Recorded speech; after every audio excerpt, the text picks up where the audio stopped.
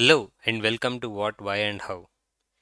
In the continuation with our series on PCA, in this video, let us understand what change of basis means. In a standard two-dimensional coordinate system, like the one we see here, we have two basis vectors. 1, 0 is the basis vector in the x direction and 0, 1 is the basis vector in the y direction. Now any other vector in this coordinate system, say 2, 2, can be written as a linear combination of these two basis vectors, as 2 2 can be written as 2 into 1 comma 0 plus 2 into 0 comma 1. You see that the scaling factors that were used on these basis vectors are nothing but the coordinates of this particular vector in this coordinate system defined by these two standard bases. Now we can have any other linearly independent vectors as basis vectors.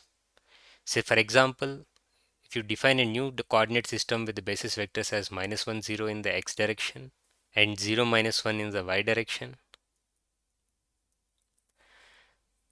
Now what will be this vector 2 2 in terms of these new basis vectors? 2 2 can be written as minus 2 into minus 1 0, which is the basis vector in the x direction, plus minus 2 into 0 minus 1, which is the basis vector in the y direction. And therefore based on the scaling factors with respect to this new set of basis vectors, my vector 2 2 becomes minus 2 and minus 2.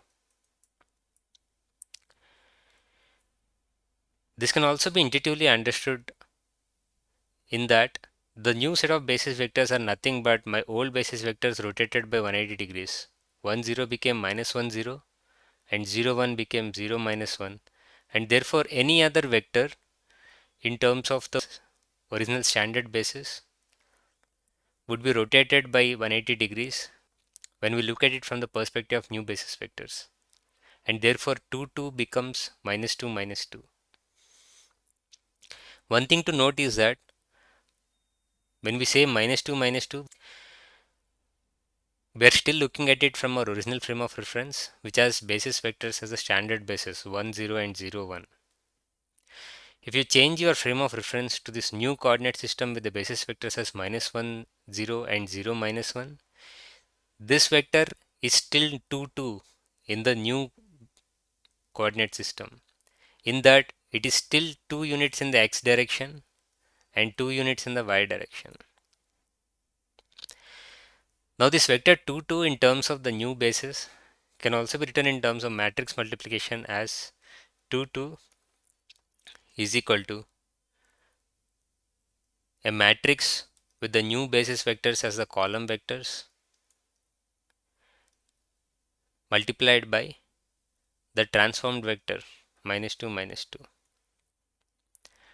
To generalize, we can show this as any vector b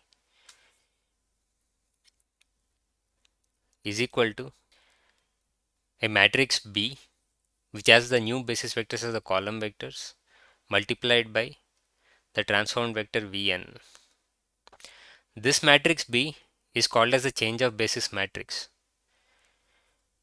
The reason why it is called so is because if we have the new basis vectors, then we can easily figure out what the transformed vector would be in terms of these new basis vectors by using this change of basis matrix.